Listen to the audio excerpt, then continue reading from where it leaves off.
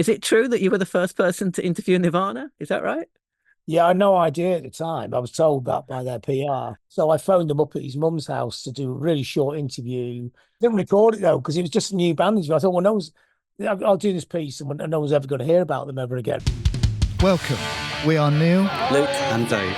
340-somethings reminiscing on the runners and riders of 90s guitar music.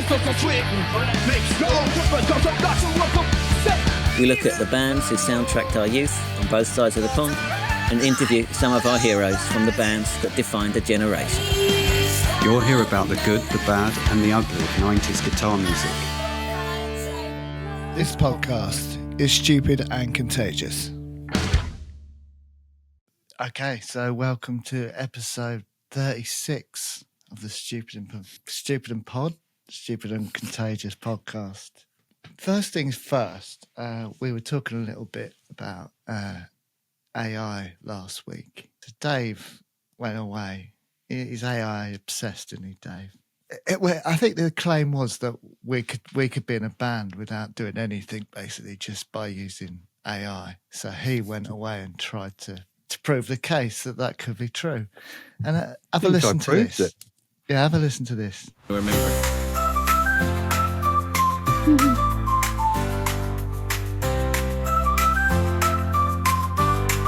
It's really loud. This Neil, he likes pizza and beans, but he's got big dreams of taking over the world with this podcast. Here's Luke, he lives in Tokyo, pure as the driven snow, woker than a woke latte at a Brooklyn cafe. But it won't last. Here's Dave, the brightest of the bunch, like sandwiches for lunch, but no discernible talent to speak of. So how did you make it, Dave? I've got a couple of points that I have to pick apart, but how did you make it? Yeah, so I Dave wrote wrote the some lyrics. words. Mm. So you just enter them, and then you select the style of music you want, and then you press the button, and that's it. That's it. That's it. Well, I got a couple of things to pick up on. Come on, you are woker than a woke. I'm not objecting to being woke. I'm objecting to the coffee comparison. I've never had a cup of coffee in my life. I hate That's that true, shit, man. actually. That is true. He's never eaten one. He'd never eaten one, never drunk I one. never said you were one. I had one. He compared you Just, to one. Yeah. Also, it won't last. Come, I'm getting woker the older I get. Yeah, well, we'll see, won't we? That's just my opinion. I guess the song doesn't. He last. has. Yeah, He is right there. I am dreaming of taking over the world with this podcast. It does bring me on to my next point, actually, which is quite a poignant one. Because I was listening to the John Robb interview before this. I always have chats with people about the podcast. I get a bit obsessed with like figures and all that sort of thing, you know. Just want it to be successful. But I was just watching the John Robb interview and I thought, this is so good. And that's why we do it, right? We get to talk to all these really interesting people. We love music. It's a really important part of our lives. And that's it, isn't it? That's the reason. It's good enough, man. I'm not saying we were thinking about not doing it. I'm just saying you do get obsessed with the figure side of things. I think everyone does, you know. That's just part of doing. Well, you don't. No, you don't give a shit. Well, you do. If only one person was listening, you'd care. I'm sure. I suppose. I mean, I know John Robb's done plenty of interviews before, but you asked questions that I've never heard him answer before. You know, you get a fresh perspective on things, and I just think it's great to talk to these people, right? Oh, he was cool, man. He was really great to talk to. Yeah. Yeah. We'll come on to that, but yeah, I just thought I'd say that anyway. I was describing to my wife who he was. I said, "Oh, you know, we watch loads of late night music documentaries. He's the one who always pops up." And then I love 1987 and all that kind of stuff, right? Yeah. But then we were watching when Nirvana came to Britain last night. That's right. And there he was on that. He was. Oh, was he? That. Yeah. Oh, wow. I was gonna say that was on last night, wasn't it? Yeah. It's been on before, but it's a good one. But yeah, you know, we get to talk to all these really interesting people, and it's just, I think it enriches my weeks, you know. But yeah, I don't. It doesn't enrich yours. You don't get to talk to them. No. You could do, man. Jump on a couple of interviews. Come no, on. you two are really good at it. And you spoke to Jeremy Leveler that time. Yeah, that was great. Who else have you done? You did Terry Christian. I did Nigel Dodgy as well. Yeah. Yeah. But with Terry, you know, even Luke barely got no a one word spoke to him. But he was very entertaining. He was good, though. He's always good, though. He's good fun. Yeah, so let's get on to... no. What's everyone been up to? What's everyone been up to this week? Dave, what's been going on in Berwick? Wasn't it enough to produce those, you know, unique Yeah, hits? that was pretty good. Nothing's been happening much in Berwick. No more bonfires or anything. Jesus. All right. Oh, no, I tell you something that has been happening in Berwick. Me and Dave went for a drink last night. 2 beers. One was non-alcoholic. How much do you think, Luke? How much do you reckon? Oh, I don't know these days over there. I don't know. £9. It was £10 something, £10.50 something, wasn't it? That's insane, isn't it? It's mental. No wonder kids That's don't why go I out can't anymore. come over. So I think the non-alcoholic one was £5. Yeah, but imagine going out and sinking 10 pints like we used to. We didn't. This was sinking. You've never had more than like 4 in your life. I'd sink 10 before I went out. But yeah, no wonder kids don't go out anymore. Fucking hell, it's ridiculous. Yeah, that is crazy. I mean, you know, the people at Berwick, it's nothing, is it? It's like a 2p. No. It's just like half. It's like half a McCoy's and Brie platter. Yeah. I'm surprised they don't serve it in there. Yeah, I was going to sell my idea to them. Luke, what's been going on with you apart from doing that annoying thing with your pen? I've been to the doctors. Oh no, what's happened? I don't do it live on this if it's bad. Is it your bollock? I've had it for a while, and I finally got around to going to the doctors. You know what us blokes are like for that kind of stuff. I've got something called BPPV. You ever heard of it? Does the P stand for pen? No, I have no idea what it is. Yeah. I was waiting for you to come up with some comedy acronyms. I hope it's nothing serious. No, it's not. The V stands for vertigo. So it's so weird. Like for the past month, I've basically wake up and I'm like completely dizzy, and like basically all through the day, it's kind of like you're walking on a boat. And so I went to the ear doctor, and he kind of laid me out on the bed, and this is the thing. He just tilted my head at this like certain angle. Everything went like fucking mad, like swirling around us. And it was like being on like a fairground ride. And it kind of like a seesaw, like my vision went like, and then it kind of like calmed and it went to like flat. And I've been okay since. He just tilted my head at just the right angle. What did he do to you then? It's mad, right? Well, apparently you got like, there's some like crystals in your inner ear that keep the balance, right? They send the right messages to your brain. And if the crystals kind of get dislodged, then if you turn your head too quickly or get up too quickly. Crystals left over from the 90s, right? Yeah, man. Yeah. Yeah. That's bollocks. We haven't got crystals in our ears. We have. We've got this fluid and crystal within fluid in our inner ear, and they keep our balance. And if they get dislodged, then our balance is fucked. That's what happened. I've been suffering for maybe 6 weeks or something, and I finally went to the doctor, and all he did was just tilt my head to the right angle, and I was okay. I thought you were going to say you got some tweezers and pulled out a bus ticket from the 80s or something. Yeah, no.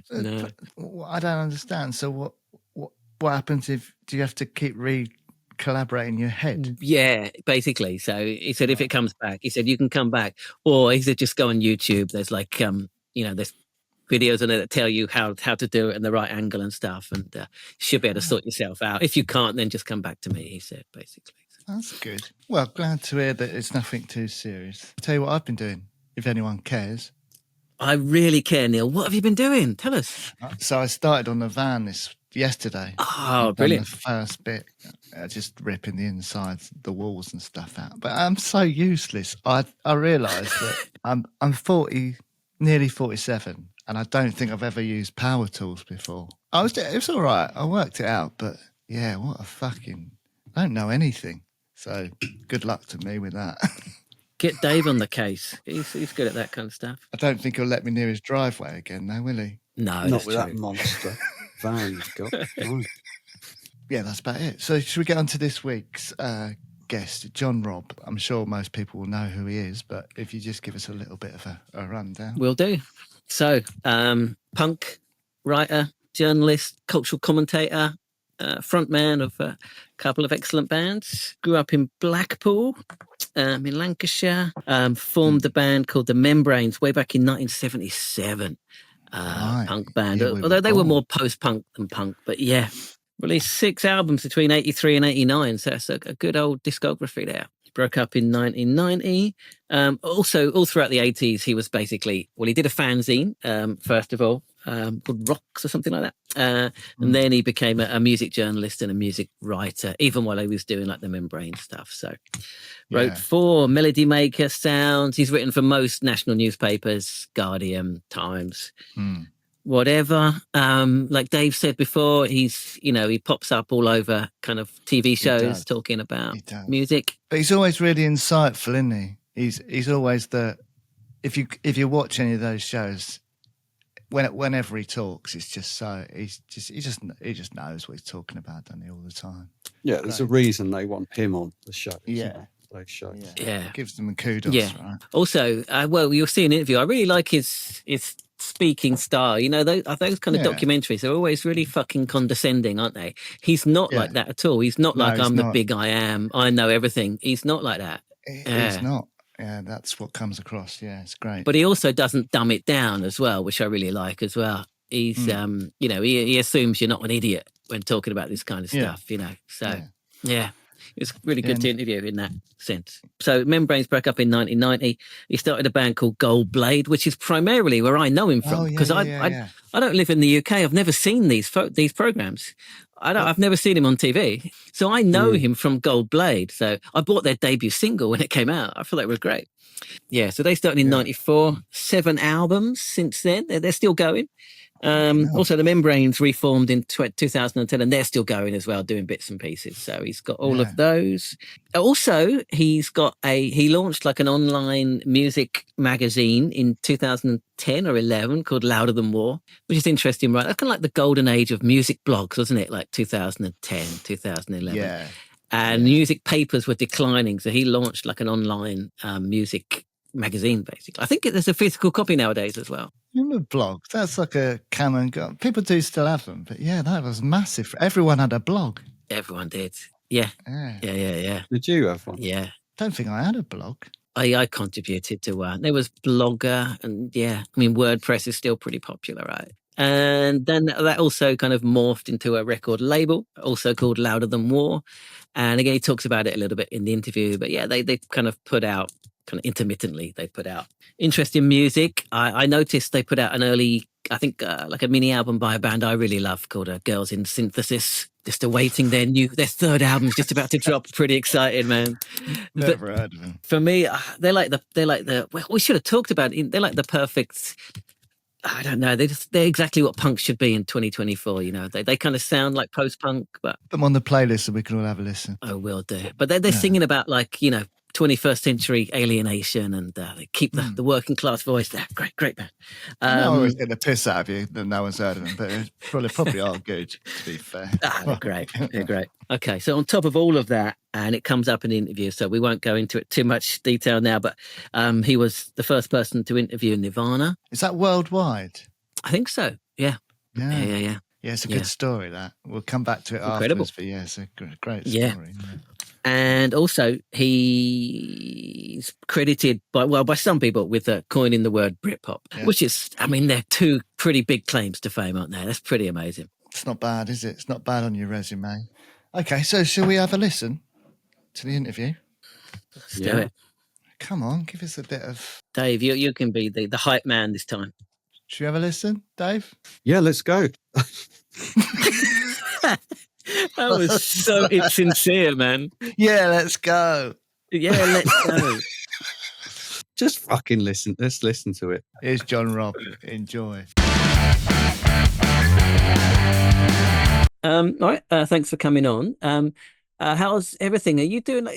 You doing like a spoken word tour thing at the moment? Is that right? Yeah, just currently in a spoken word tour. So it's like 4 days on, 4 days off. It's not all in a row.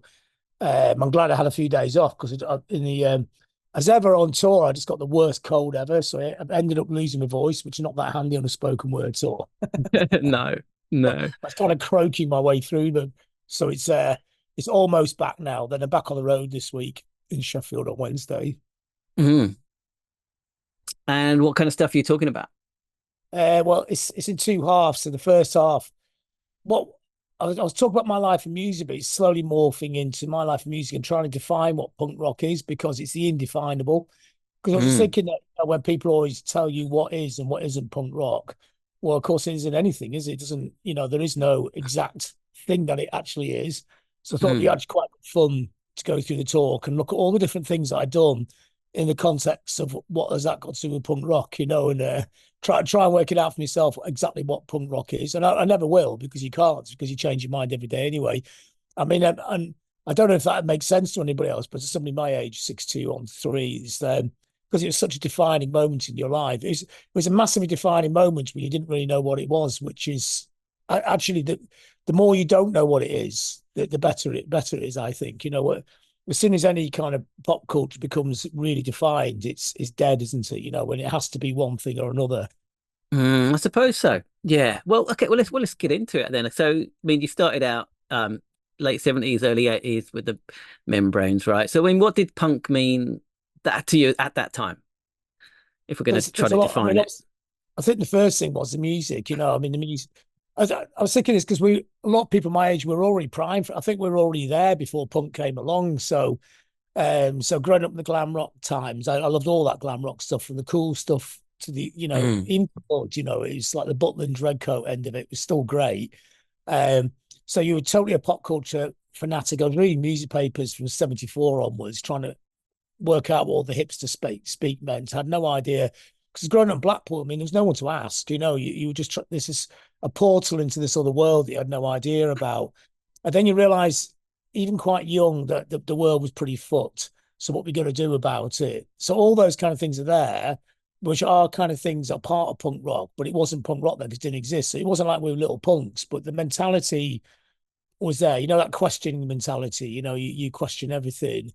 You already had it. So when punk came along, it made complete sense to me. So I started to wonder now if we were already, you know what I mean? We were already there 2 years before, not because we were so cool and hip, because we weren't hip at all, just naive little nerds, but we weren't comfortable with the way the world was, but loved pop culture. So in a sense, punk was absolutely perfect for that when it came along, because it kind of, it didn't answer any of the questions. It just created more questions, which is what I really loved about it. So the music was really pulled me in. The mentality was kind of already in place. And then the empowerment of it, because the great thing about punk was it told you that you could do it yourself, that you could be in a band, you could be a writer, you could be anything that you want. And you didn't have to have any idea what you were doing. So the first Membranes gig, we'd never been plugged in amps before. The guitars we tuned up by putting the machine heads in a row, didn't know what chords were, scales were. We were totally out of tune. We just had a couple of bass lines that the drummer could barely keep up with, and the guitar player made noise on top. And in a way, to me, we must have sounded hideous, but at the same time, it's a perfect distillation of that spirit, of the DIY spirit of punk, just getting up there and doing it. And same with the fanzine. Somebody brought a copy of Sniffing Glue to school. We thought, wow, they've done that themselves. So we didn't know what photocopying was or anything, but so we sort of found out by asking around, and got me a granddad's old typewriter and started making a fanzine. And I had no idea how to write. I never really learned how to do any of this stuff. So in a way, I'm a perfect example of that DIY punk generation, where you just do stuff without anybody telling you how to do it. You just do it anyway, and I think, and it can be disastrous or it can be brilliant, but at least you're doing it. And I think that is, to me, is an important part of punk rock. But it doesn't completely define what punk rock is, because for other people, it's just about collecting records, which is totally fine, isn't it? I'm not saying my version is the right version. It's just the one that I did. Sure. And I think in your writing, you concentrate on the underground stuff, right? The stuff that a lot of punk historians skip over. You kind of focus on, rather than just the canon. Is that a deliberate thing, or is it just what you're into? Well, actually, yeah, you're right there to a certain extent, but I don't really have a thing where I only write about cool underground bands. You know, I just like music. So I can actually like Oasis and I can like a really obscure piece of Japanese free jazz noise. And I don't see one as being exclusive from the other. I think by being in a band, it kind of changes your attitude to music, because you know that most people make it for the same reasons. They just like making a noise in a room. And it's completely brilliant if other people connect with it, and that's it. You know, it's not like Oasis's motivations for being in Oasis are any worse or better than Captain Beefheart was. I mean, Captain Beefheart wanted to be Mick Jagger when he started. He wanted to be a big rock star, you know, but the narrative now is that Beefheart willfully made life so difficult for himself, and that's what's great about him. But I think what's really great about Beefheart is that he probably thought by what he was doing, he would be Mick Jagger, which is even more crazy. So this idea that there's people got the correct motivation, other people haven't, is ridiculous. And I think you can only go on your instincts, and you like what you like, don't you? So you know, sometimes sometimes it could be. And one of the things I write about, I'm always been fascinated by some of the rubbish stuff that I like, and I'm always fascinated by how do I like that? And what's the answer? I go out a lot and I see a lot of stuff, and I'm always inquisitive, so I'm always going to end up watching lots of. So I just been to Tallinn Music Week, which is a great music showcase event in Estonia, and they have really great bands on. So I've been seeing Estonian choirs, this mad psychedelic band from Portugal that were completely mind blowing. Then this guy from 1975 who wrote an electronic prog piece that had never been performed live before, and they did this in an art gallery. You know, all that is completely brilliant, but at the same time, I can still listen to pop music. You know, so it's. But I think back to the punk thing. Interesting what you say there, because I think the narrative of punk have been narrowed down. I love John Savage's England's Dream. I think it's a brilliant book. Yeah. It's meant to be about the Sex Pistols, and it's meant to be about punk, and it's meant to be all those ideas that went into the Sex Pistols. You know, all those complete conflicting ideas that made them. It's a genius book for that. And it's not meant to be about the UK subs or Crass or Rudimentary P9 and all the other bands. You know, that's he's not meant to be covering that. It's a different thing. So with my book, I thought I wanted to unpack it all and put all those other bands into the narrative, because I thought they're important in a different way, you know. And I think weirdly, those bands' influence has actually ended up being bigger in a sense, hasn't it? Yeah, I think so too. It's interesting you say that though, because I think I'm similar. I try to keep it eclectic. You know, behind me I've got everything from black metal to Ugandan hip hop to whatever, you know. And got my record collection. That was maybe the best evening out ever. Ugandan hip hop straight to black metal, because I think we're complex beings, humans. I don't have one mood and one style. You know, I think it's weird when people only like 6 bands and that's it. I think so too, but most punks are really tribal and do only like 6 bands, and that's what they stick to. I think a lot of punks are, but a lot of other punks aren't. A lot of other punks have thousands of records and love lots of music, you know. So again, there's always that trap of the broad brushstroke, isn't there? Yeah, true. That's true. So I mean, what do you think what's punk's legacy nowadays in 2024? If that's the legacy is not the right word because it's still going, but if you know what I mean. I think punk is everywhere and nowhere, isn't it? You very rarely see anything that's directly punk in mainstream terms. But I think the way that people think about their lives and culturally, politically and everything, you can see punk in there everywhere, for better and worse, can't you? You know, there is a really interesting argument I like to chuck around that Manchester went from being the world's first industrial city to the world's first post-industrial city, and because of the Sex Pistols gig, was re-energized to become the world's first post-punk city. So the skyline of Manchester is a direct result of punk, even though there's nothing punk about it at all. It's not squats, it's expensive flats. But the fact that Manchester regenerated itself is that line goes all the way back to the Sex Pistols gig. And I think that's where its influence is like that. It was like a Pandora's box when it was open. All the millions and millions of mock came flying out. It's really hard to get them all back in. It wasn't all the things that people wanted, you know.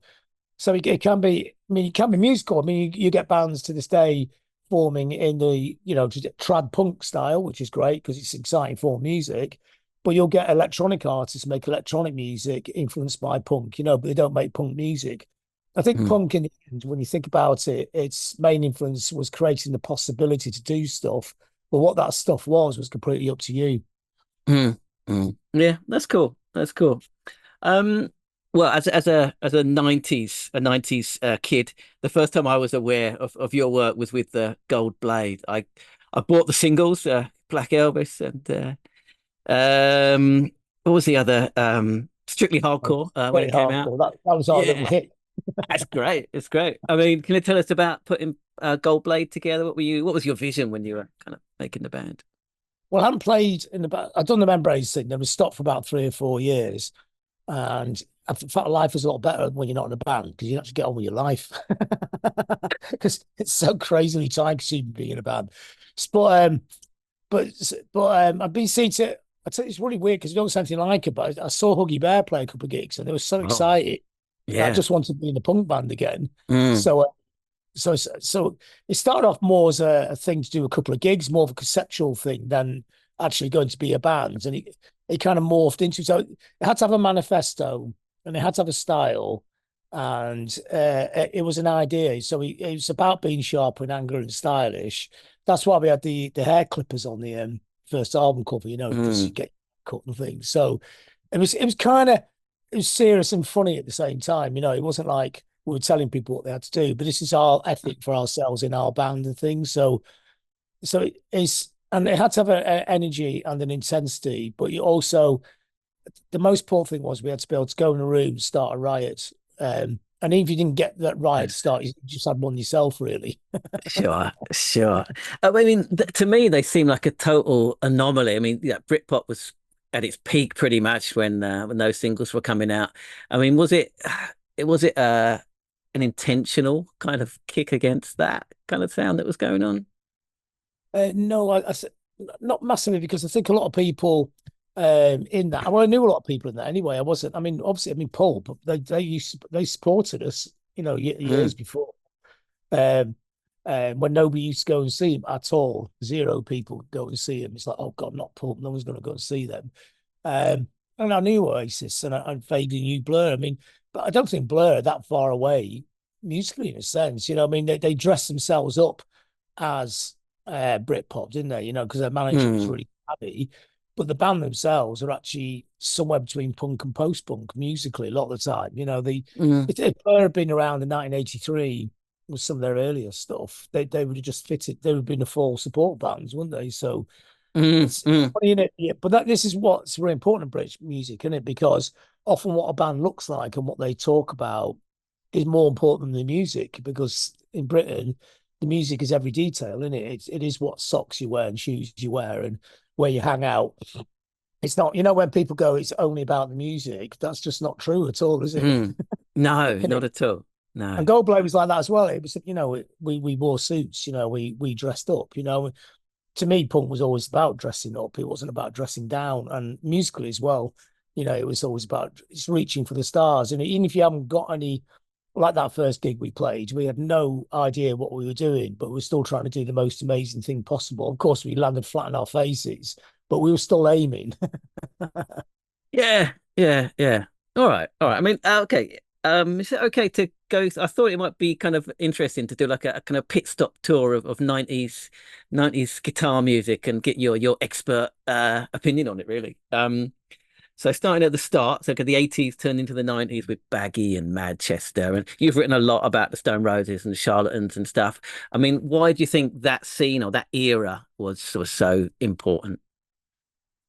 I think probably the space was created by Acid House in a way, even though they weren't Acid House bands, but there were people who understood the culture. They'd been out to those gigs and they got that sense of community and sense of largeness, because in the 80s, the indie scene had been about being underground, hadn't it? And, so Jesus Mary Chain obviously got quite big, but they always used to get to number 41 in the charts. And it's also music made for people who understand music. So it's a slight snobbishness to it, which is fine because sometimes push things along.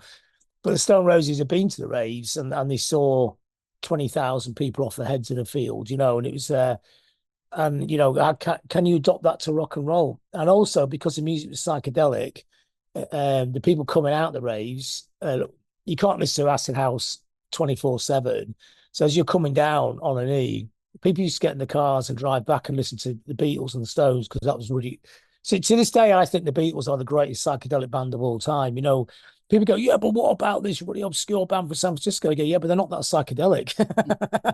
Right. Yeah. I've tested all this on Magic Mushrooms, and the Beatles records are psychedelic, more than anybody else, because they could afford all the weird effects, And then, so contemporary soundtrack, it was the Roses and the Mondays, that was your contemporary psychedelia. And also because it had a working class twist to it as well. So it wasn't just middle class hipsters in London having the party, and they're great parties. It's not a critique of that. It was like, it's a chance for everyone else to have the party as well, So it was like all the council estate kids could go to the party, and it was elitist, and they were allowed in. And I don't even know if that was intentional, but it made a big difference. They walked the walk and talked the talk at that time, and they were slightly older than Mondays and the Roses. They both came out of punkery, the back end of punk, but they understood acid house and the culture and the clothes, and they understood the drugs and the communal aspect of it all. They became spokespeople of that generation. And I think also a lot of Smiths fans were shifting over, because Smiths are split and they were looking for a band, and the Roses were like a Smiths update that fitted in. You had some ease, so you wanted something that fitted in an 89, 90 version of what the Smiths had been before, because the Smiths is more like, lager and a little bit of speed, wasn't it? So now, that's the other problem, is drugs in British music culture, and the drugs often change the sound, don't they? Yeah. And do you see them as a direct descendant of that Sex Pistols Free Trade Hall gig? Oh yeah, 100%. Ian Brown's favourite band to this day is the Sex Pistols. The last time I saw Ian Brown, the Jamie Reid exhibition in Manchester, so he's still really into the Pistols, he's still into like Lydon, the whole thing.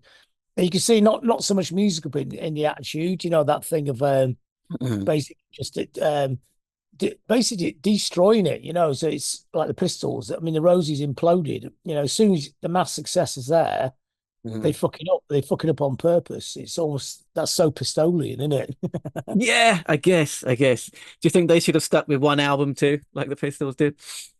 I think the second album is actually really good. It's got a mystery to it, but I think one album would have been the perfect statement. Yeah. But the second album, maybe that would have worked if it was like a John Squire record or something. But it is a really good record. It's one of those underrated records. It's got, because he rocked it out a bit, people didn't really want. But the thing is, people did want it. See, people always make these assumptions about the way things are written about becomes the truth. So because the Stone Roses aren't particularly a critics band, the story is, all right, they got away with one album and everyone hated the second album. But actually in the real world of people who buy records and like music, the Stone Roses' second album was really highly regarded. So I bought it. Yeah.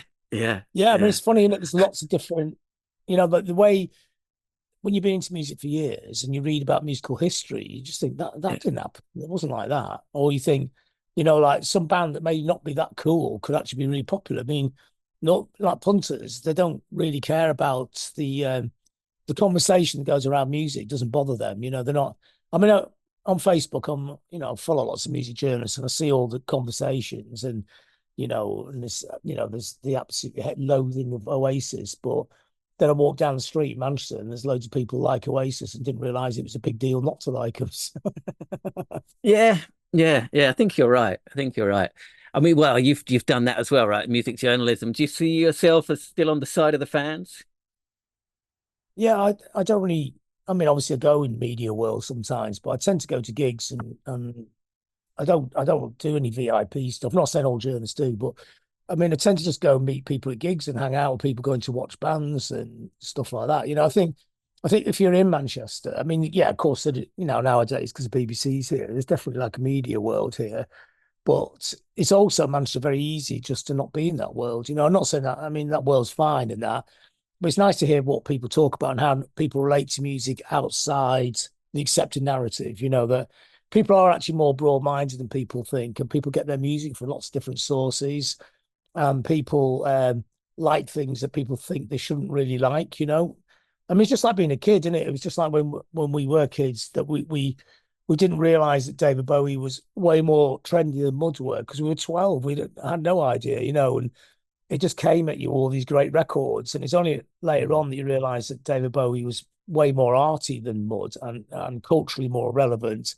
But at the end of the day, Tiger Feet is as great a record as Driving Saturday. And I love them both, you know. Yeah, that's Different true. reasons, but Yeah. All right, so then as Baggy was winding down, there was also Grebo, also bands like the Levelers and the Senseless Things and stuff, which we love on the podcast. I mean, what do you think of that scene? Were they kind of getting back to the kind of the 80s punk thing, kind of get in the van thing that had kind of gone by the wayside a bit? well, I think punk, because it meant so many different things, to different people. Everyone's creating their own version of it, weren't they? So, I mean, Sense Things were too young for punk because they were so young, weren't they? But they're sort of picking up on that energy that comes out of punk, and you know, the short, sharp songs of punk, the melodic nature of punk, and that touring thing. Well, I think it became part of all that sort of scene, didn't it? But in a way that I think even to this day, touring is the only way you're going to get your band heard. I mean, we talked about this on a panel the other day in Estonia.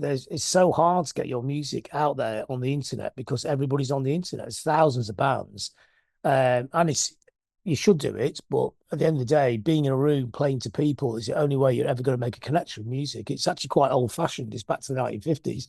And in the 80s, it's like that as well. One of those bands, like the Levelers, they spent 3 years touring with nobody ever reviewing them or write about them or play them on the radio. They got big on their own terms. And I like bands that do that, actually. I like bands that exist way beyond the narrative, innit? You know, like to this day, the Levelers aren't really a critic's fave bands, but they're still SJM Music, one of the biggest promoters in Britain, who did really well at the Manchester thing, based in Manchester.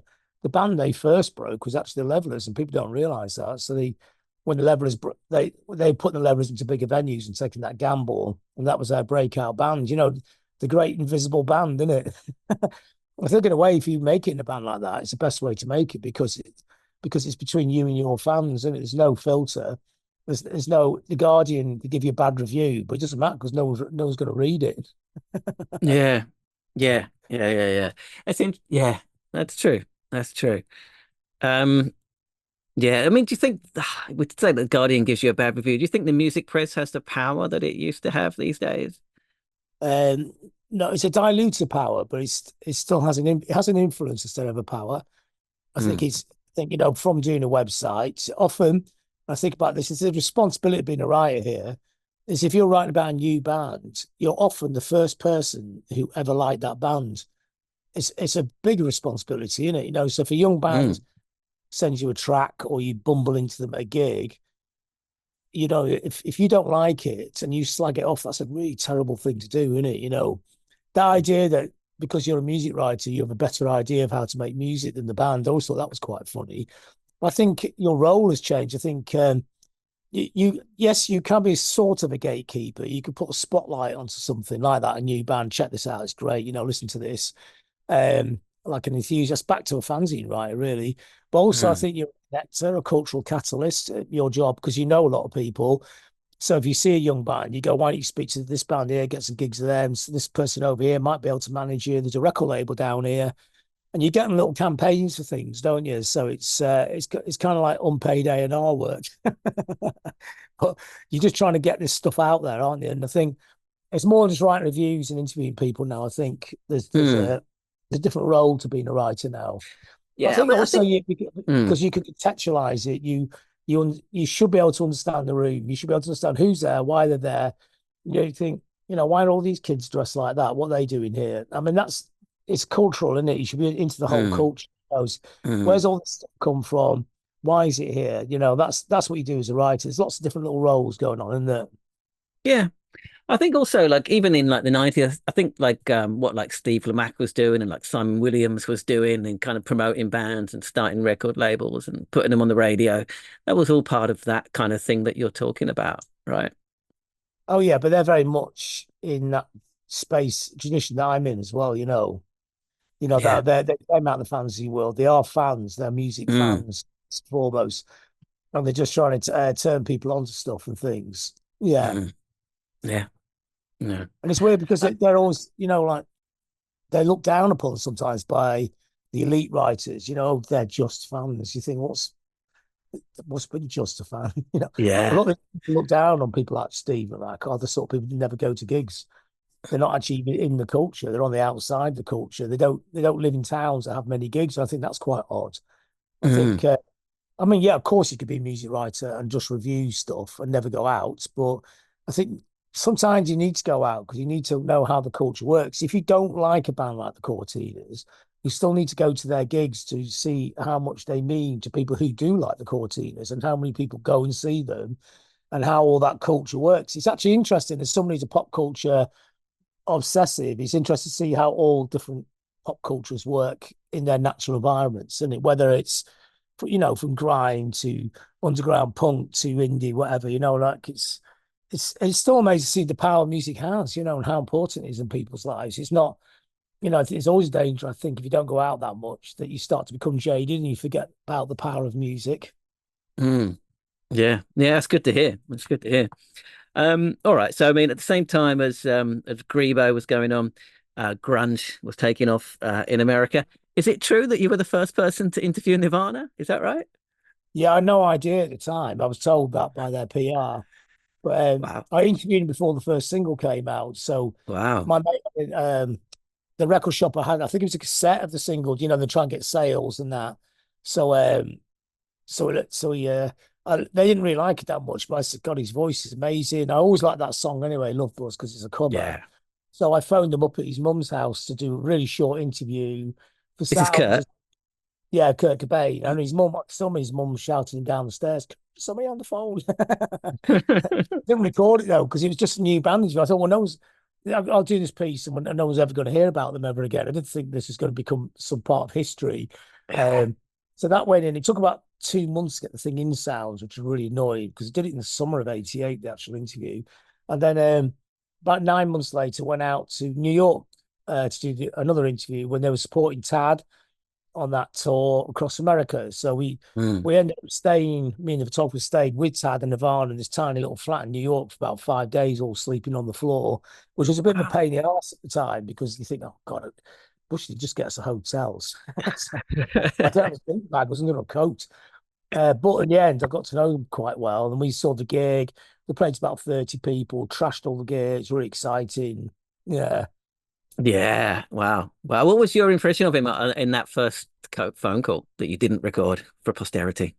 It's very hard to get an impression of somebody on a 20-minute call, you know. So it was just stuff like, where are you from? There's no Google, so I had no information, you know. So Aberdeen was going, what do you mean Aberdeen? Oh, right, a different Aberdeen. So it's just like that, you know. It's like a logging town, okay, with the Misfits there, you know. And they told us all that kind of stuff. And you just got an impression of just a couple of outsider kids who just got a band together because they were the outsider kids in town, you know. I mean, it turns out he'd been doing stuff before Nirvana, hadn't he? And he'd always been determined.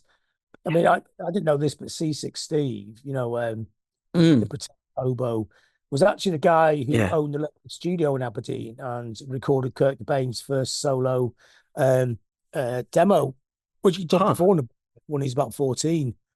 Wow. Didn't know that. Never heard it. I wouldn't mind hearing that. Yeah, yeah. Wow, interesting. I mean, okay, if we're talking about punk, I mean, where does like grunge sit in the lineage of punk rock then? I think Nirvana fits.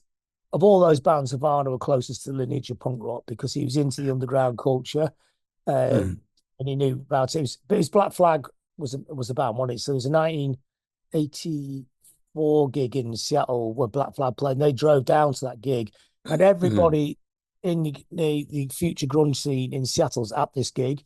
So it's their free trade hall. Yeah. And it's where Black Flag has slowed down, so they were doing everything at half speed, and it just blew everyone's minds because they had the power, but a lot slower. And then Killing Joke's in the equation because they're always a massive band in Seattle. But he also loved the Beatles. I mean, it was always that thing, that contradiction that was inherent to Kurt Cobain, wasn't it? Because he loved the underground, he liked being part of the underground, and he saw the purity of the underground, but he's also capable of writing really brilliant pop songs. So when Teen Spirit comes out, it's like, Jesus, that's amazing. What a great song. And it ends up being one of the most important rock, whatever it is, singles of all time. It's a game-changing record. And he wrote a generational anthem. He was capable of writing generational anthems. And it's a shame he could not, in his head, get comfortable with the fact that his talent lay in communicating complex, intense, emotional, cultural ideas in pop songs, which is great. Because at the end of the day, I love pop music. I don't have any problem with pop music. It's the underground is just basically pop bands who didn't get that big. It's not the idea that you're a better person because you're in the underground is quite weird. There's a lot of really venerated people in the underground I've met are complete twats. And a lot of people in massive great pop bands or massive iconic bands that sell millions of records have been the nicest people you ever meet. So this idea that the underground is really saint-like is actually 100%. We're hearing a lot from interviewing people on the podcast of like getting fucked over by independent record labels, where like the majors were fine and the independents that fucked them over. So I don't see why one's meant to be better than the other. I mean, it's great. It's great you have an underground that exists to give a space for people like me to make music. I'm talking for somebody who's in the underground. I've never met anybody who makes music just for their 10 mates, so they can drive all the way up to Aberdeen and play to 4 people. It's not the dream, is it? It's not what people are doing it for. And I don't think people are doing any of this so they can go drive up to Aberdeen and play to 1,000 people and feel like they're a god. They just think it's a practicality. You go to Aberdeen, somebody turns up so you can actually drive back again. I mean, everybody's trying to create a space to be creative in. But I think to have a profound effect on culture, you have to be in the mainstream. But if you don't dilute what you're doing and it's still your vision, then it's brilliant. I mean, the Beatles, Bowie, T-Rex, they never, none of those people diluted their vision. They made really great pieces of music on their own terms. And so they brought the mainstream to them, right? And changed the world. Pistols changed the world. The Pistols are one of the greatest pop bands of all time. 100% agree. All right, moving through the 90s. We actually got the idea to invite you on the podcast after watching you talk brilliantly on the new wave documentary, the Flawed is Beautiful documentary about these Animal Men and Smash, who we're big fans of on the podcast. I mean, brilliant. What do you think of that? Loved it. At the time as well. I was like 17 and they were like everything to me at the time. So I mean, how did those bands, what do you think about that scene basically? I think they were the bridge between the Manics and Britpop, weren't they? People like me, we've been using that term Britpop for about 8 years. That's another weird thing. It suddenly became a new word that everyone else had invented. We think, and is it true that you coined the word Britpop? Is that I was just writing about bands in the Northwest who harken back to more British culture, musical culture. The people started to brace the Beatles again after them being not fashionable for like 15 years. So when did you first use that term? How long before? About 87. So it'd be wow. About the Lars and about that. Stuart McConey, he changed the context of it. So in a sense, he reinvented the word. So it became about this kind of scene of British bands that weren't American. So it was about Suede and Pulp and all that, and that's totally fine. It's just a bit annoying when you get nudged out the whole thing. You think, well, that word was in usage quite a long time, So So anyway, so that little scene, these Animal Men, that scene there was it's like a fallow period when it coming out of the back of the Manchester thing, and then people talk about how gaming was going to destroy music, and gaming is actually more popular than music now, but it didn't mean music completely stopped. It's suddenly there was like a fight back, wasn't there? So these bands represented that, and they're really great bands as well. I mean, I interviewed them a few times, and they had great manifestos, great ideas about what they were doing, really smart and savvy. And there was that brief, it's about a year, wasn't it, that period where Smash and these Animal Men were touring around, sometimes together, sometimes separate. I must have interviewed them about 4 or 5 times in that period, both bands and that. But they just got engulfed by Britpop. They actually got engulfed by the scene they did all the groundwork for. So in a way, a bit like Black Flag did all that touring in America and created that live circuit that all the bands like Nirvana could tour on and become massive. But it's always like that in music. And I mean, music's not meant to be fair, is it? It's not meant to be you do all the work, therefore you get all the treasure. Yeah. It's not like that. You know, people always say, this is one of the things that really annoys me, one of my bands. People say, you work really hard, you deserve more. You go, no, it doesn't work like that. You know, it doesn't, no one deserves anything in music. You know, it's actually, it's up to the buyer. If people like your music and buy it, you get a space. And if people don't like your music, you just have to find some other way of carrying on. You know, it's just because you're relentlessly touring all the time does not mean you deserve an audience. And those two bands are the same. I mean, it was just they probably arrived 5 years too late and 2 years too early. You know. Yeah. We had we spoke to Ed from Smash on the podcast, and he said that they were a very few people. They meant a real lot to a very few people, and I think that's a good legacy to have, right? Yeah, at least it meant something to somebody. You know, he's a great songwriter. Yeah. Oh, completely. You know, I put like "Lady Love Your Cunt" up there against any single ever made, right? Really great. I mean, weirdly, if he could be asked, he could put the band back together now. And I know it's a bit of you don't really want to do this in band, but there is a heritage space he could exist in. He could do all those sort of Britpop indie festivals and at least get paid. I know I have no problem with any band out cashing in on their own legacy. You know, it's their song, isn't it?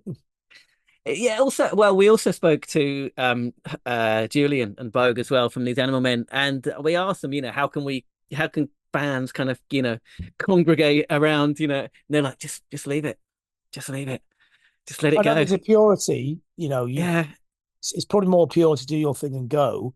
But the other thing is you have to remember is that most people in music don't stop having ideas if they stop having an audience. They still think of songs all the time.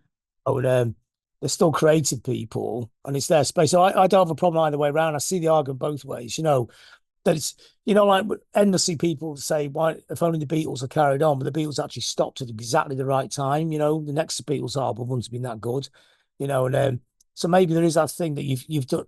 Culturally, there's only a certain space for you to exist in. But on the other hand, you could be like the Fall and just go for like 40 years and still be a really interesting group, So those bands, if they did reform, I would have no problem with it for them doing it, especially if they were creative reformations where they started doing new stuff as well. Yeah.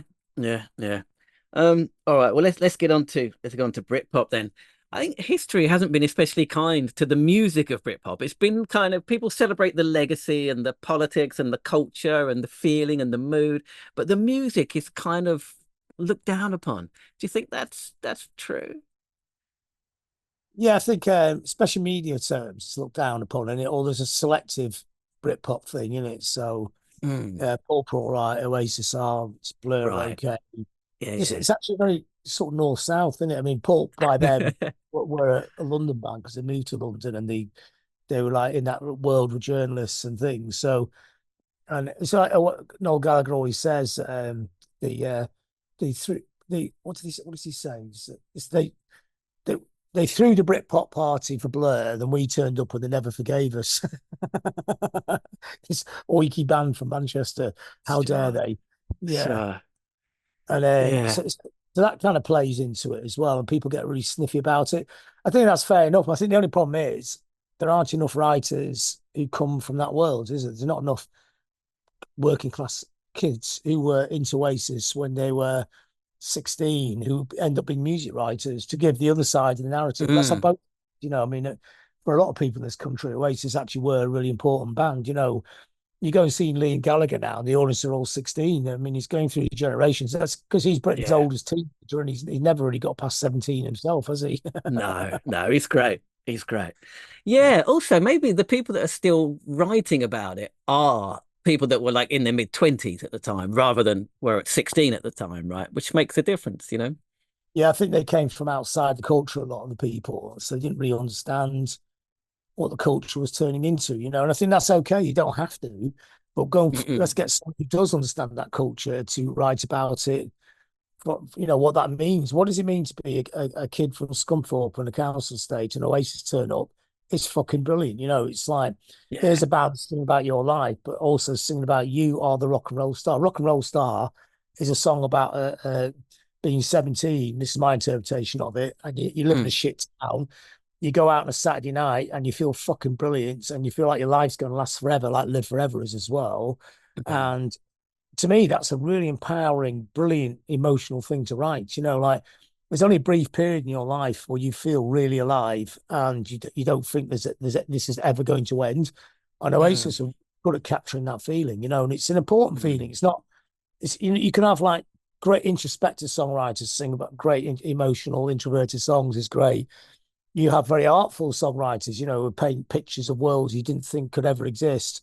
But you also have writers like Noel Gallagher, who can write a song that soundtracks somebody's life, and that's a skill as well. They're not quite as stupid as people like to make out. I mean, Noel actually is one of the most intelligent people I've met in music, and I think he's just very good at soundtracking that world because he comes from that world, doesn't he? He knows what it's like to be 17 and do crazy shit and go out running around town and thinking you're going to live forever. And the rest of your life, you're just going to have a shit job, but fuck it, I'm 17 now. I'm going to do it now. And rock and roll star, live forever. It's all in there. And that's all important. You have to understand that to understand how Oasis work, And even, going back to punk, it's kind of that live for the weekend kind of tradition of British songwriting that started in the 60s, goes through to even like Sham 69 or whatever, that kind of, it's get drunk now and live for the weekend, I mean, people like me, I don't have a job, so I don't do Saturday night. It's Saturday night, but if you've got a shit job, that thing where you go out on Saturday nights and you are a rock and roll star is an amazing thing to soundtrack, isn't it? The Who, that was Quadrophenia. That's what that's about, isn't it? Yeah. And it's a very British working class thing, isn't it? Because basically the workers are doing all the shit jobs, weren't they? So on the weekend they would go crazy, wouldn't they? That's what the city centre of Manchester was for years, Yeah, and it's also the kind of, we've got to get out of this place kind of small town git kind of thing as well, it's I mean, and not everyone's going to get out. So a lot of time, the other things that people live their lives through the band. So a lot of people didn't have the nous or the chance to get out of their small towns. So Liam Gallagher is their ambassador, so Liam is a working class kid who got out, and people cheer him on, and that's important as well. Yeah. I mean, but you mentioned, okay, you got the Holy Trinity, Blur, Oasis, Pulp. Outside of that, again, history hasn't been kind, right? Why do you think? I mean, I love Britpop, and I still do, and I still listen to it. But why do you think it hasn't been? Because then it becomes a word that you just slag off all the time without really thinking about. Somebody slagging off on Facebook the other day. It was the worst period of music, and people go, "What about Supergrass?" And they go, "All right, not counting them." Go, "What about Alaska?" "Oh yeah, they were pretty good." "What about Pulp?" "Yeah, they were good." You go, "Well, hang on, that's like that's Suede." Yeah. So people started go on forever. Blue Tones, whatever. Yeah, for bands they didn't like, and then it ends up more than half the bands are actually really good bands. I mean, Supergrass were an amazing band, weren't they? Yeah. To this day, Gary Coombs is a great songwriter. Yeah. And the joyous nature of the songs, I know they probably cringe. Oh, that first album, yeah. It's just a great teenage rush album. of teenage joy, right? Yeah. What's wrong with that? Why can't have that? Nothing. Some days you feel like Joy Division, some days you feel like Supergrass. So thank God we've got soundtrack in it.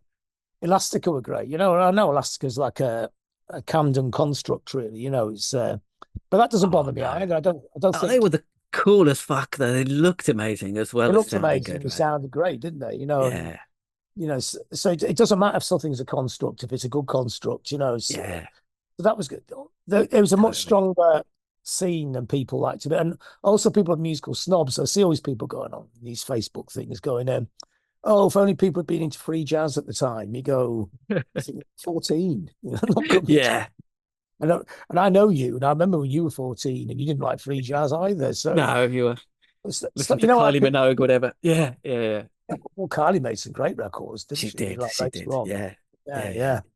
But so and this idea that one type of music's culturally superior to another is just fuck off. It's it's just all good. You go abroad and it's different. People look on Britpop as being one of the last great eras of British pop culture, actually, you know. Yeah, no, totally, 100%. So, as the person credited with coining the word Britpop, I mean, how do you feel now, where it's been co-opted for describe everything to a haircut to a builder's merchants or whatever? How does that feel? It's great, yeah, it's great that I don't even think it's that good at words, but it's kind of good to see how permeates out through culture, isn't it? And Yeah. detached from its original meaning is good as well, isn't it? I mean, no one owns, no, you don't own the word, do you? You don't own any of these things. Do you? It's just great to see their little adventures. There's a few words, like that. There was a little game on it in the music press to make up words for things to see if they stuck.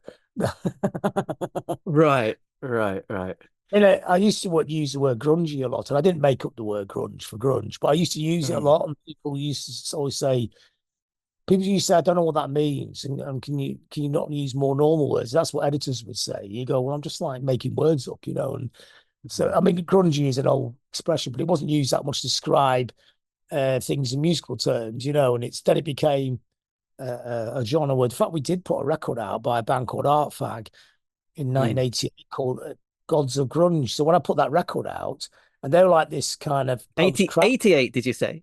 88, 87, Wow. 88. Wow. It's kind of sort of hillbilly version of the Cramps. And so it made sense, the name then. And then a year and a half later, grunge got massive, and the name it made me cringe because it was like people buy that record thinking it's going to be a bit like Soundgarden. It's absolutely nothing like them at all. And it's interesting how the words change meaning as they go on, don't they? Yeah. All right. So I mean, when Britpop kind of gave way to kind of what I saw as kind of over earnest acoustic guitar kind of music, what did you think then? Well, I think Radiohead are great if that's who you mean. I think Radiohead. I was thinking more like those kind of like Star Sailor and Turing Breaks, and although I'm not a fan of personally, but I mean, what did you think when that kind of? I would go back to Star Sailor because I think he's an amazing singer.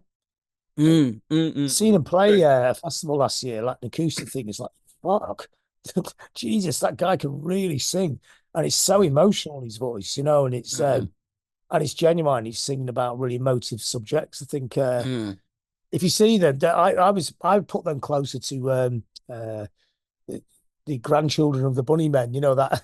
That northern. Okay, sure. Songs are beautiful vistas, even though they come from like fucked up northern towns or whatever. They create a beauty in the darkness. I mean, I know there's a lot of other bands in that space. You mean, or I wouldn't be able to really get myself. But I think Star Sailor probably almost misserved. I think people sort of didn't really get what they were doing and how good it was. I mean, it's unique how good his voice is. So, that's different. So, yeah, but every scene sort of, there's two things always happen to the scene. It comes in, and then the fans get into it, and they get into it for certain reasons, and those certain reasons become what they do their version of music like. So, like when metal started, it was kind of funk and black music crossed with heavier blues, crossed with this, crossed with that. And then all the fans got into, say, Black Sabbath, just like the riffs, and it becomes riffs. And they forget all the other bits. And it becomes more and more linear, and it shrinks. Whereas, all the best music is, the feeling's there, but it's made out of a pot of wide influences that go in there in the first place, which actually create the magic. So the third generation of bands always miss out on those, but then gets the fourth generation of bands, and they start putting other bits in. So like metal now is mixed with post-punk, like you talked about black metal before. It's mixed with rock, it's mixed with classical music, folk music, and it becomes really interesting again because it goes beyond the linear. It goes beyond the small cultural Berlin walls.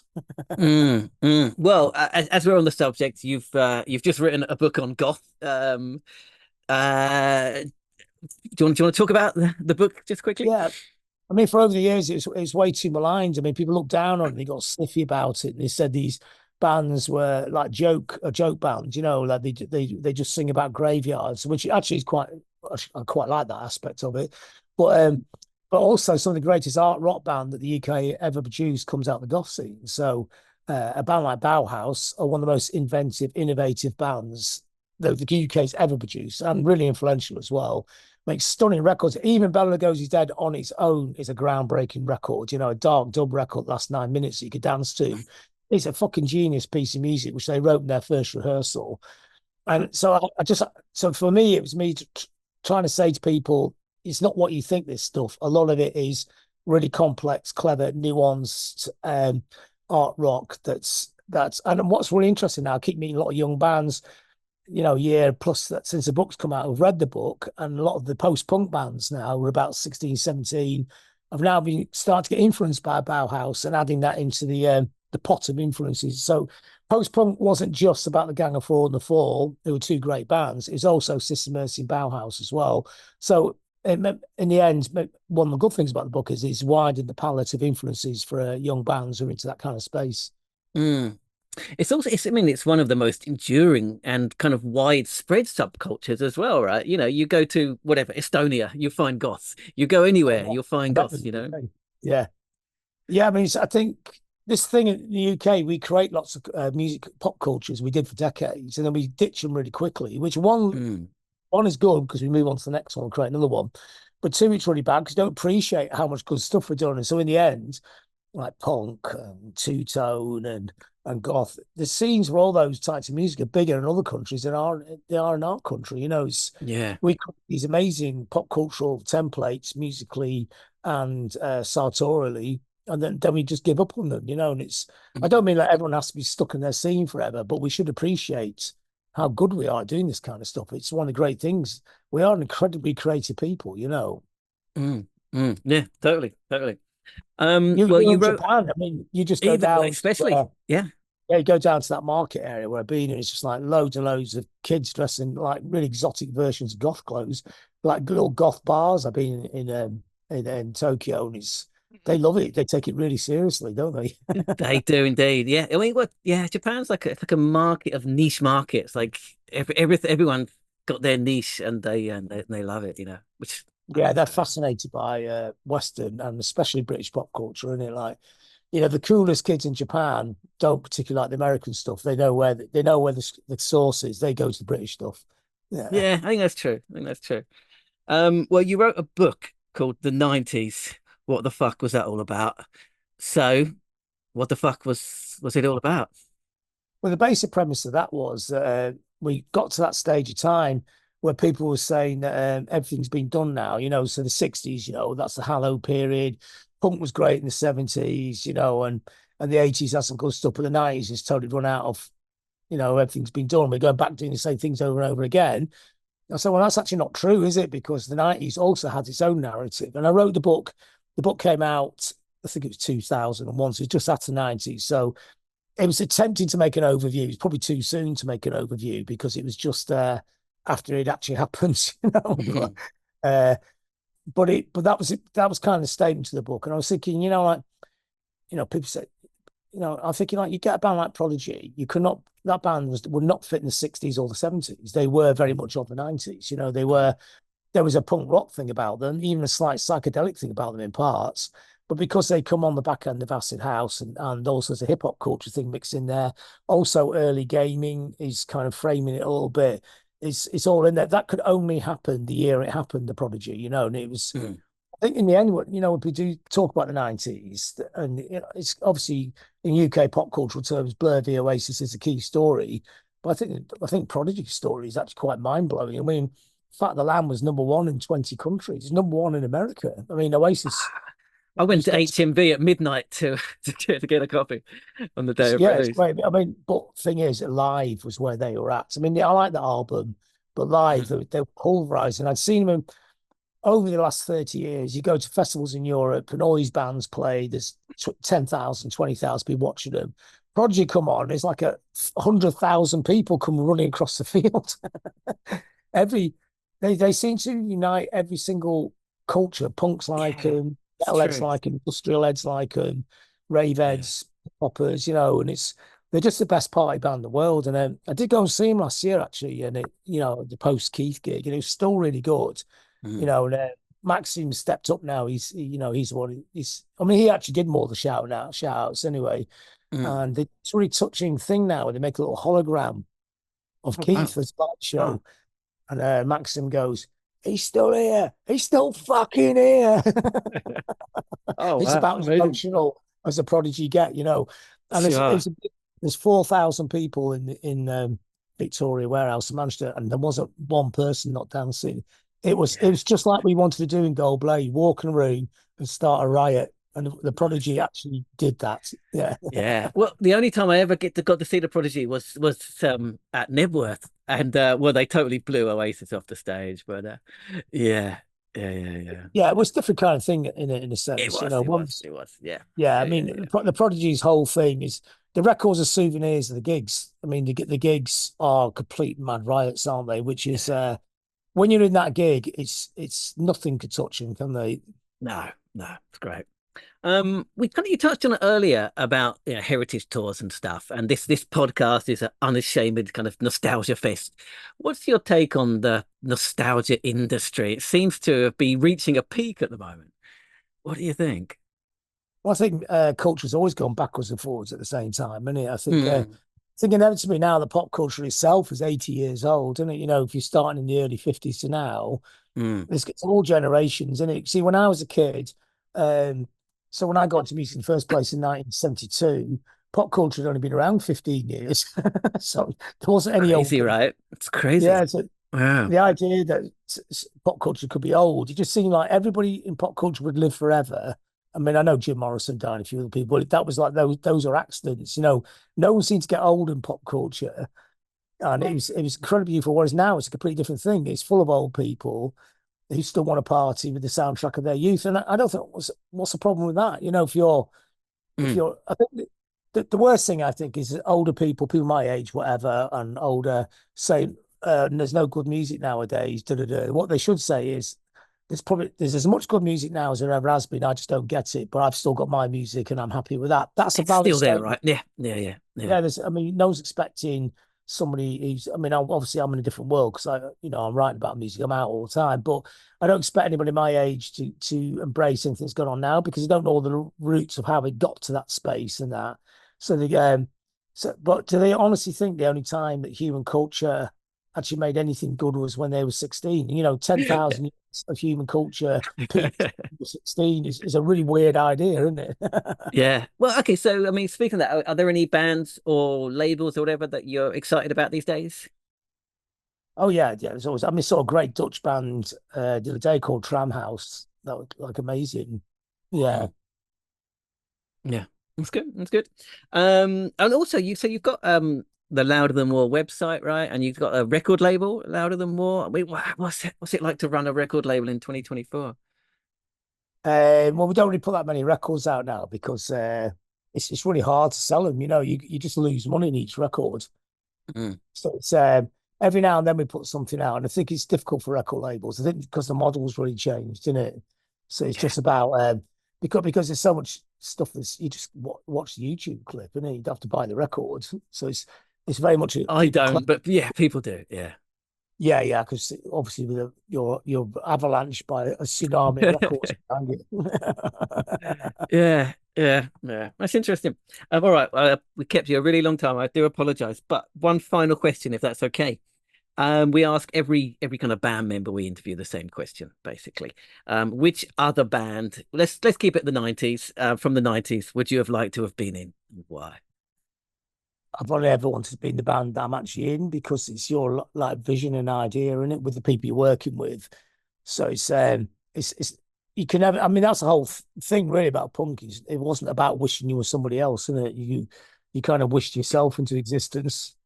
Sure. That's fair. All right. How can people find out about the tickets for the spoken word tour or anything like that? Where's the best place to find out information? I've got all the gigs linked up on my website. So shall I send you a link, or is it? Yeah, I'll tell you what. I'll find it, and we'll put a link in the description of the podcast when we put it out. Yeah, that'd be cool. Yeah, we'll do. All right, brilliant. Thanks so much for your time. I'm going to stop the recording. Don't escape just yet. I'm going to stop the recording. One moment. John Robb, I could listen to him all day, right? So interesting. Well, it got off to a good start because before the recording, I was wearing the Crows t-shirt, and they said, "Oh, he said, nice to see a Crows shirt. I've seen him a couple of times. We had a quick chat about Crows, which was cool. And then at the end as well, after we finished recording, he said, you could be lying about this, though. I could. He said, it's nice to chat to a music head, which was a nice thing to say. Oh, look, that's good to have on your CV, isn't it? Me and Dave were saying the same thing yesterday because we'd both watched a bit of the interview, and it's good to have two people who really know what they're talking about chatting to each other. It's nice. He knows far more than I do, but it was cool. Yeah. But don't put yourself down. You know a fair bit. It's good. It's a good interview. Yeah, I just think it comes across. He just loves music, right? No particular genres or bands. He just loves music as music. Yeah, and I loved that fact. Across. Yeah. I was expecting him to be like Mr. Punk, so it's really cool to hear him talk like that. That was great. Yeah, he just really knows his stuff, a bit like yourself, like we were just saying. And I respect people like that, that really know something about something and can articulate it really well. I don't pretend to have musical knowledge that you've got, but I do wonder how. But I do wonder how people like yourself and John Robb and that accumulate all that knowledge. I guess it's just through reading, experiencing gigs and stuff. Yeah. I don't read books. See, I don't read books. It's full-length books is what you need. You need to go in depth, right? I think that's what it is. Yeah. I don't read. Maybe I should. Yeah, I knew that you two were on the sort of same page when he mentioned Huggy Bear. You probably shit yourself. Yeah, that was cool. That was cool to hear. Yeah, I love thought that. you'd be liking that. It's interesting what he said about Blur. They kind of got lumped into the Britpop scene by default. Like there were loads of different bands. None of them really sounded like each other, but there was just this all-encompassing sort of Britpop that didn't really mean anything, did it? Yeah, we've talked before about how diverse it actually was. All those bands. Yeah. I think John and he articulated that pretty well. Yeah. Yeah, I thought, well, the one of the good themes in the early in the interview was just trying to define what punk rock was. Yeah. I mean, obviously don't have a definitive answer to that, but I found that quite interesting because I've often wondered what it is really, what the essence of it is. Yeah, I get confused with it as well. So yeah, that was interesting. And I like that. I like his theory that the whole of Manchester can be traced back to one gig in 1976. Did you get that reference? The Free Trade Hall Sex Pistols gig? I didn't until you kept going and banging on about it, and then I had a look into it. Okay. So for people that don't know, basically I've just off the top of my head, but the Pistols played a gig. I think like summer 76, basically before punk had properly taken off, and in Manchester at the Lesser Free Trade Hall, and there were like less than 50 people there, but the people who were there were basically all of Joy Division. Mick Hucknall. Well, he was in a punk band at the time. I've forgotten the name. Frantic Elevators, or something like that. Who cares?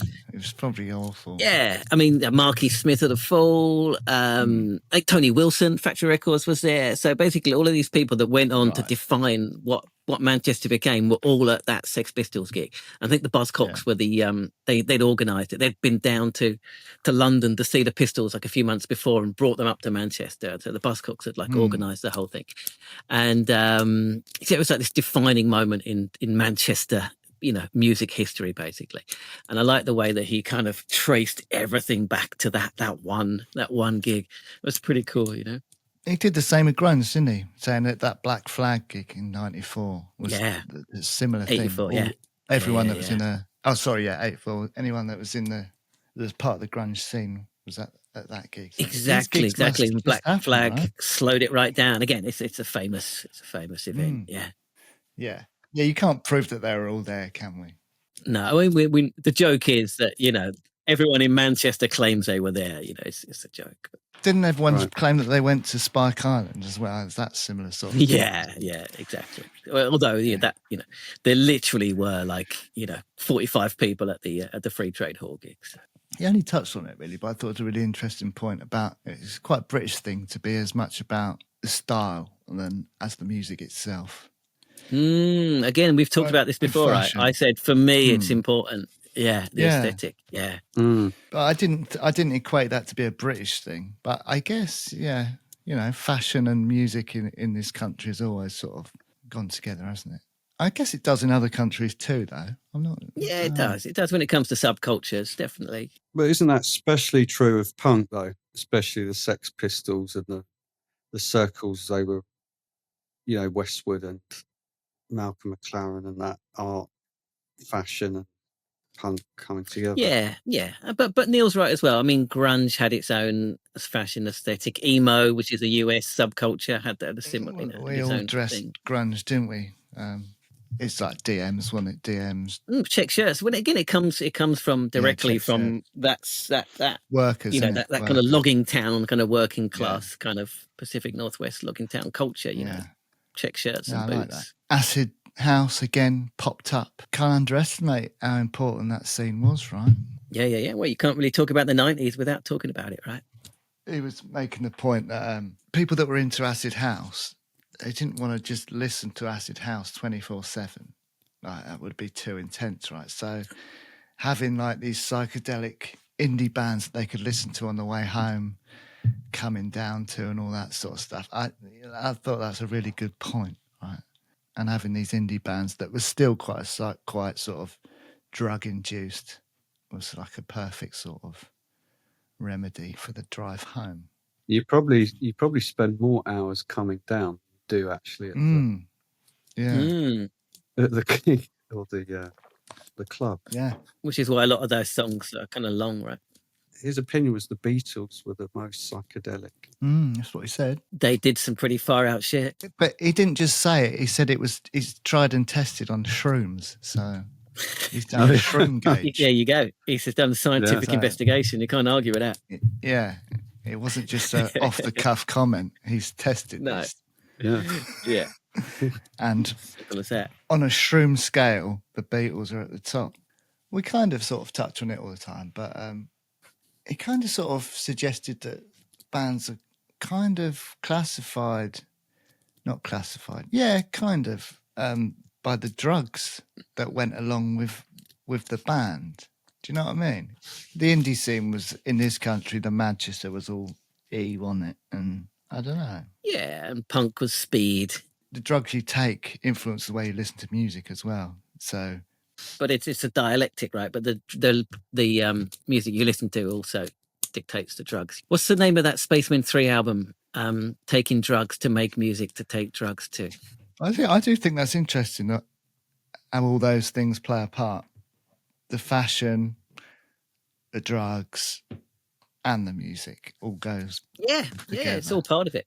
Yeah. And it's all equally important, When the criminal justice bill came in and stopped all those illegal parties, that's kind of killed off the ecstasy scene, didn't it?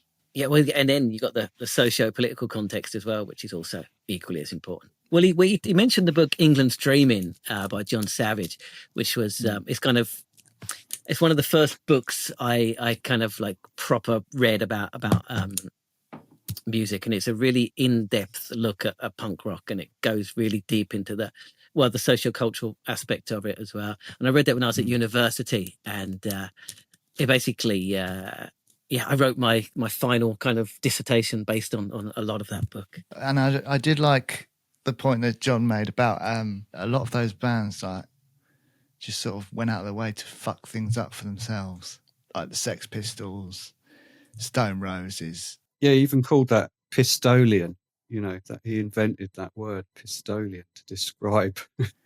Oh, really? The way a band destroys themselves. Yeah, but there's a few bands like that, weren't there? Like the Verve, they're constantly just fucking things up for themselves, aren't they? Self-sabotage. Oasis were a bit like that, weren't they? It's like when the Stone Roses did their reunion thing. It went really well, and everything was fine and dandy. The only thing that stopped it carrying on and being even more, and then writing another album was themselves. Yeah, well, the Pistols, it was complicated, right? But yeah. But I'm just saying there are bands like that the reason they make such great music is that there is a volatility there behind it all. Yes, another recurring theme in the podcast, I think, is talking about now different perspectives on Noel Gallagher. Yeah.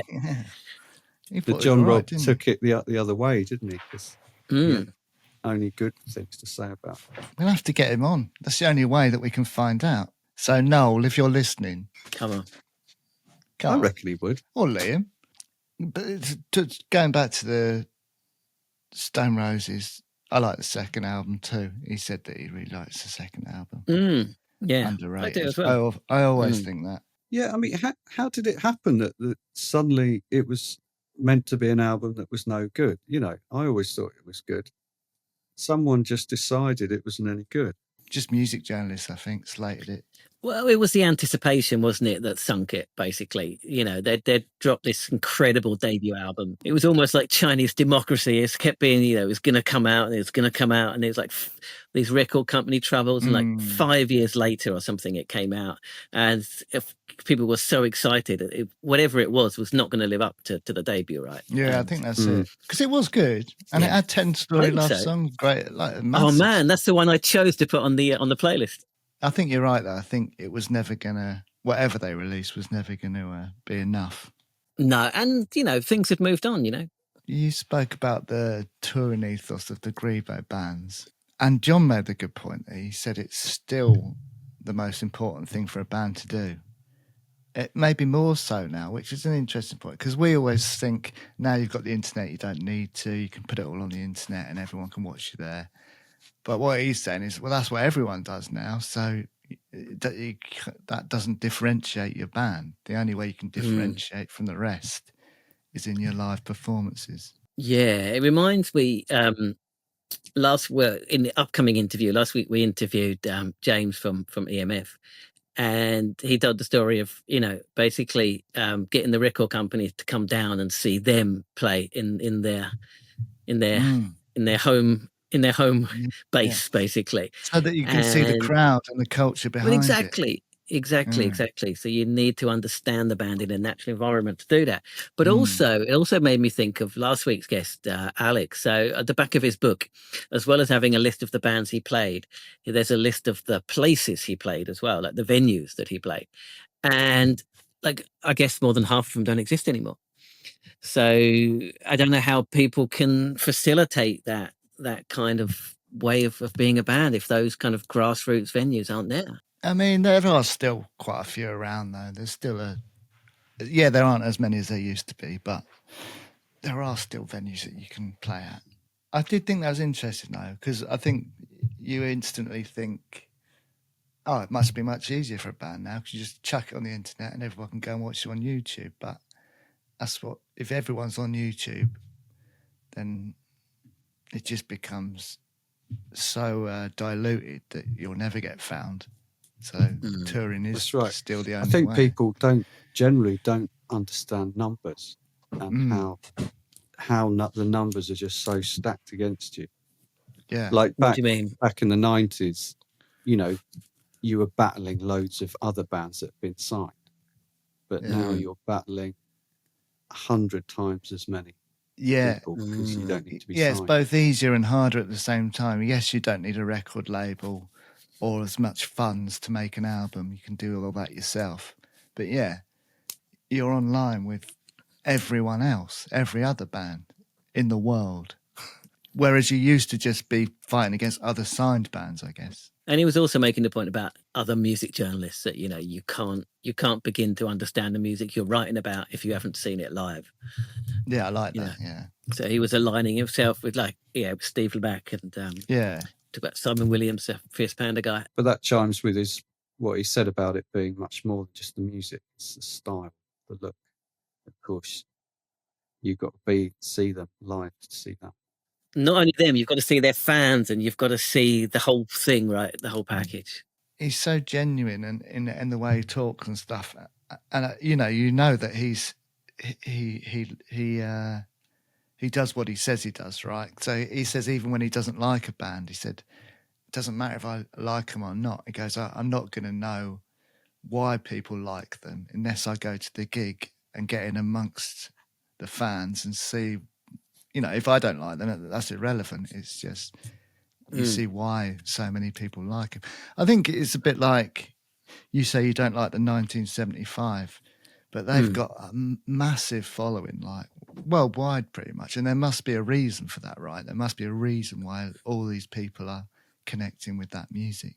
And Sure, unless you go sure. to the gigs, you wouldn't know, I guess. It was interesting about goths. I didn't realise that I subculture love had come from Britain. The point that it's just global, you know, probably bigger elsewhere than it's here. And that band he mentioned, I haven't listened to them, Bauhaus. Yes. Yeah. And I've Yeah, just had a look at them, and they've, you know, they're huge on Spotify. They've got course they 800 are. monthly listeners, 800,000 monthly Yeah, listeners. it's still massive. Well, that song he talked about, Bela Lugosi's Dead, he said they wrote it in their first rehearsal. And I think they might have even like recorded it then as well. That's seen as like, you know, ground zero for goth, basically. And it's a great track. It's a big 9-minute epic. Like, it's incredible. I mean, I love a bit of goth. I'm dark, aren't I? It's perfect for me. Yeah. I live in the darkness. Yeah. But they really do get everywhere, don't they? They pop up everywhere, goths. I think there's a lot of people that have that sort of a bit of darkness in their lives. So it appeals to that, doesn't it? That part of that facet of people. I like that he said it.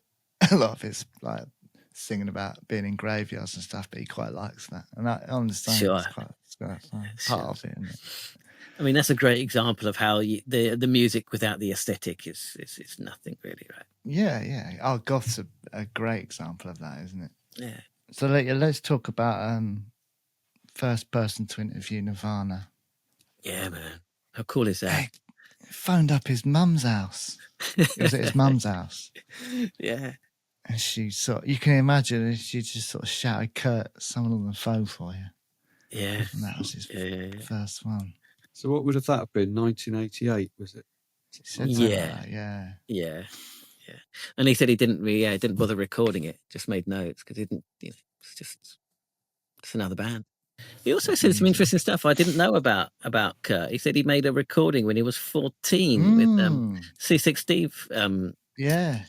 Kind of recording it or producing it. I've never heard anything about that. No, I didn't know about that either. I thought Nirvana was his first thing. It can't exist, can it? Because otherwise it would have come out by now. I don't know. I guess. No. Yeah, that's interesting for me though. He spoke about how songs like Rock and Roll Star, Live Forever, they encapsulate that very tiny, it's probably only, I don't know, 10 years at most where you just don't give a shit about anything. You can just go out and get fucked and that's how life's going to be. But it doesn't last for very long at all. Yeah, I would say it's not even 5 years, that period, that Probably window, not. right?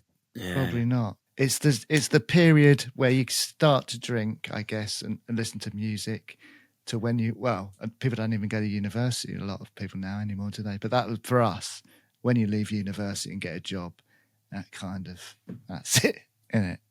But yeah, when he wrote those songs, it was in that 5-year period, I guess. That's what I'm saying. You can only really write those. So if you're a band that can tap into that, then you're going to have fans for life, right? So people that were like, you know, they still like Oasis, right? And they still listen to Oasis and they buy Liam Gallagher albums. So if you're a band that can tap into that, it's like getting kids smoking. You've got like a customer for life, right? If you can tap into that. But it also explains how that's not sustainable with the second and third album, because you've gone outside that 5-year cycle. The age, you've got to get older, don't you? And then it's not sustainable. Dave went out the other night, didn't you? And struggled the next day. Yeah, I had to have a nap on the sofa in the afternoon. I fell asleep under a tree reading a book today by the river.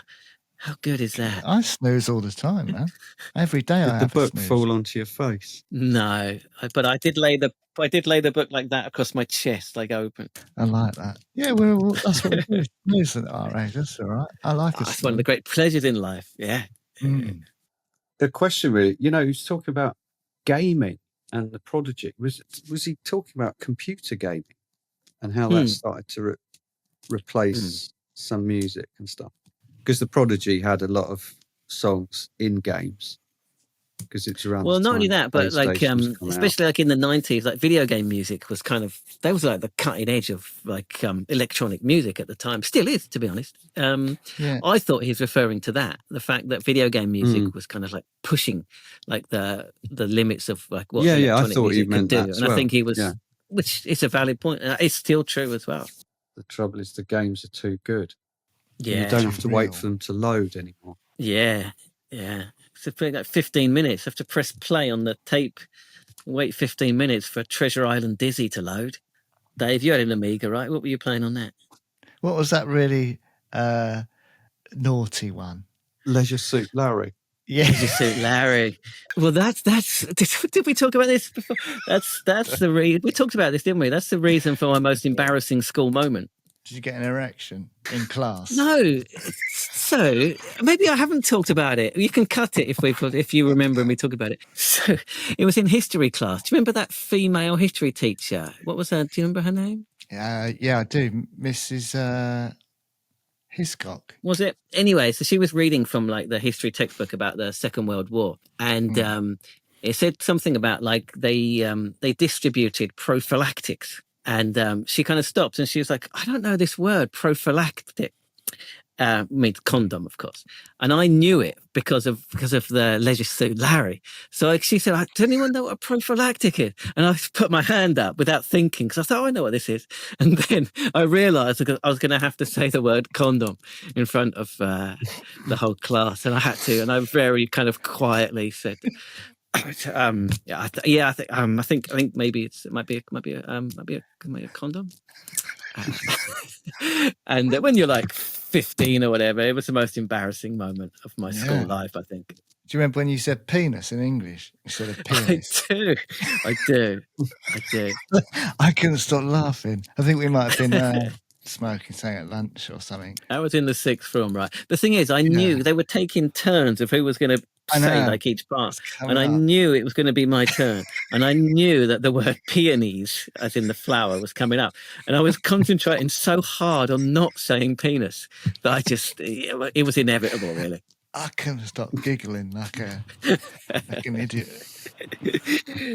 No, prophylactic one was worse, but that was pretty bad as well. Fat of the Land came up. Well, the Prodigy in general came up, which I like. I know it wasn't their biggest album, but the hype for that album, it was similar to the hype for Be Here Now. There was that phase of people queuing up at midnight to get stuff. Yeah. I think me and you went over, Neil. Yeah, that's right. But I did the same with the Oasis album as well for Be Here Now. But it was similar sort of hype for those two albums. It's a cool idea, right? Yeah. But it was massive, that album. Everyone wanted it.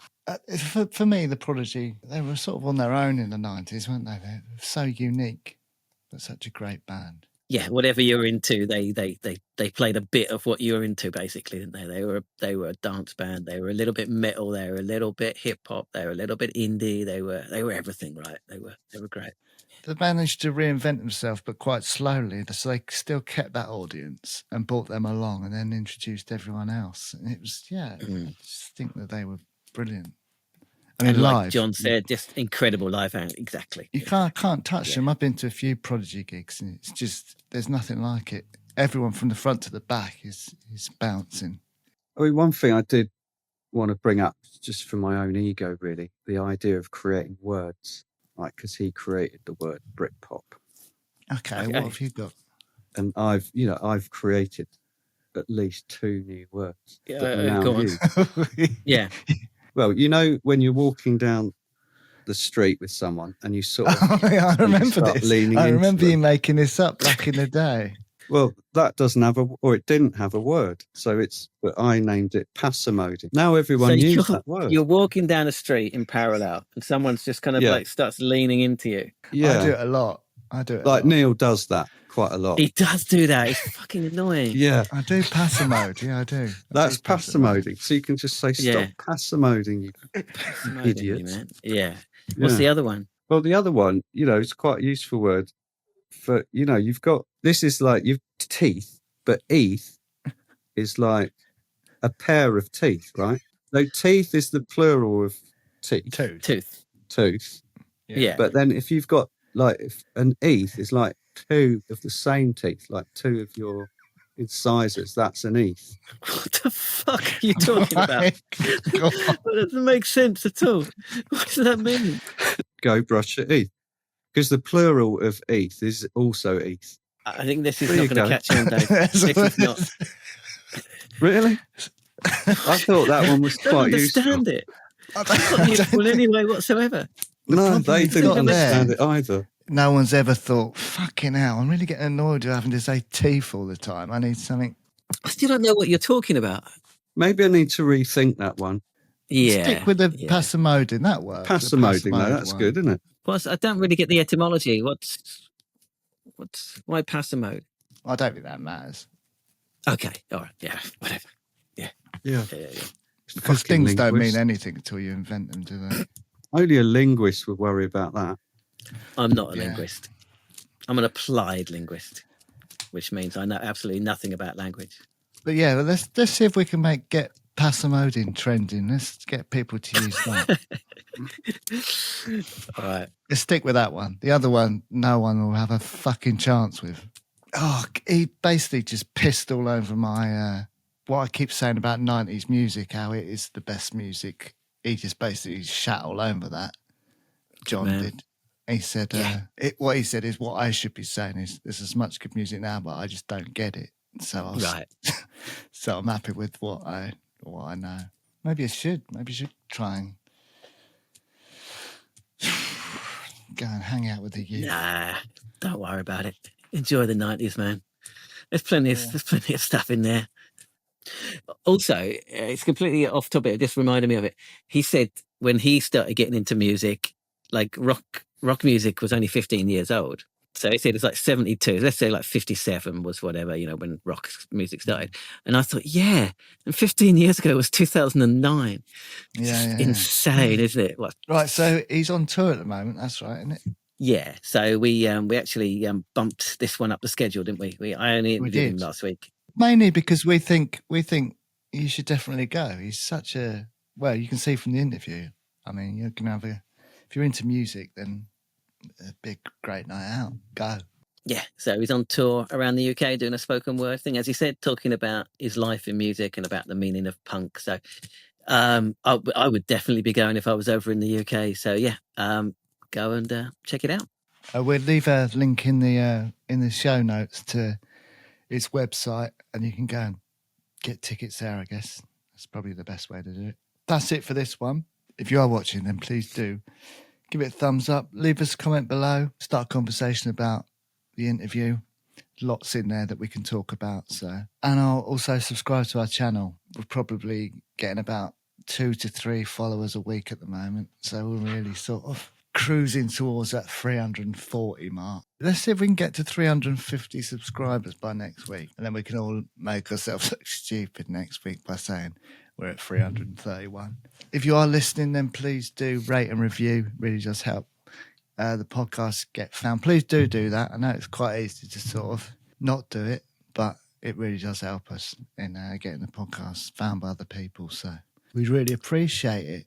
Mixtape, be a good one this week, wouldn't it? It's going to be a good mix of basically punk and 90s indie and stuff like that. Yeah, loads of stuff we talked about in the interview. So yeah, I've done half of it, so it should be a good one.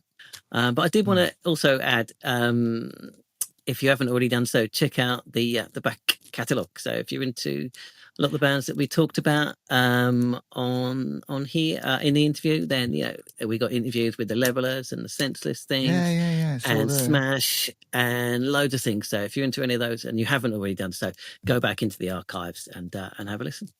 Yeah, and each one comes with its carefully curated mixtape from Luke. Not only do you get an amazing interview with our insightful top and tail of it, but you also get like a mixtape. It's an ambiguous word. You get a free mixtape with each one. There you go. Yeah, There you it's go. like Yeah. it's like getting a magazine where you used to get the free tape. That's it for this one, Dave. See you in a minute. His meal he likes pizza and beans, but he's got big dreams of taking over the world with this podcast. Here's Luke, he lives in Tokyo.